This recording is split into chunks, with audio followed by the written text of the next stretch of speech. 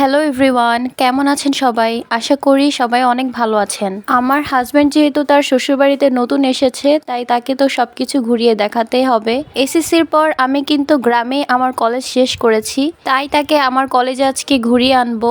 প্রথমেই আমরা চলে গেলাম চটপটি খেতে। এখানে চটপটি কিন্তু অনেক মজা। কলেজ লাইফে আমরা ফ্রেন্ডরা সবাই এখানেই চটপটি খেতাম। তারপর আমরা চলে গেলাম একটা আইসক্রিমের দোকানে। সেখান থেকে আমি নিয়েছি একটা ড্রিঙ্কও। আমার ড্রিঙ্কও অনেক ভালো লাগে, আর আমার মতো কার কার ভালো লাগে আমাকে জানাবেন। এই তো চলে আসলাম আমার কলেজে। আমার কলেজের নাম হচ্ছে ফরদাবাদ ডক্টর রওশন আলম কলেজ। অনেকদিন পর কলেজে এসে আমার অনেক ভালোই লাগছে, আর এই কলেজের দিকে তাকালে অনেক স্মৃতিই মনে পড়ে যায়। এই যে আমাদের কলেজ, এক পাশে হচ্ছে কলেজ, আরেক পাশে হচ্ছে আমাদের ফরদাবাদ ইউনিয়ন পরিষদ, আর মাঝখানে বড় একটা মাঠ। এখন কলেজে দেখলাম নতুন হোস্টেলও হচ্ছে। আমাদের সময় এই হোস্টেলটা ছিল না, হোস্টেলটা এখনো কমপ্লিট হয় নাই।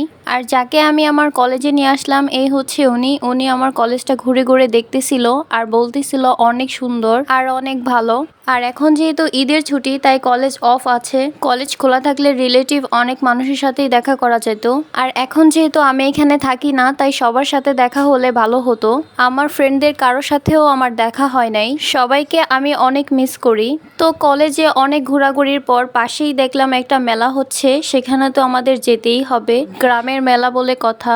তো আমরা চলে আসলাম মেলাতেই, কিন্তু মেলাটা অতটাও বড় না, ছোট্ট একটা মেলা হচ্ছিল সেখানে, কিন্তু মানুষ প্রচুর। প্রথমে আমি একটা খেলনা কিনেছিলাম। এই খেলাটা কিন্তু আমরা ছোটবেলায়ও খেলতাম, তবে ছোটবেলায় এই খেলাটার অনুভূতিটা অন্যরকম ছিল। তারপর আমরা চলে গেলাম আইসক্রিম খেতে। এই আইসক্রিমগুলো খেতে কিন্তু ভালোই লাগে, তাই না? আর দুঃখজনক বিষয় হচ্ছে এই মেলা থেকে আমি কিছুই কিনতে পারি নাই, কারণ আমার তেমন কিছু ভালো লাগে নাই। তো পুরো মেলাটাই আমরা ঘুরে দেখলাম। আর এই মেলার মধ্যে সব থেকে বেশি ছিল মাটির তৈরি জিনিস। তারপর ঘোরাঘুরির পর আমরা একটু লেবুর শরবত খেলাম। সবকিছু ভালো না লাগলেও এই শরবতটা কিন্তু খেতে অনেক ভালো ছিল। তারপর আমরা এখান থেকে গিয়ে রাস্তায় অনেক হেঁটেছি, গ্রামের রাস্তা বলে কথা।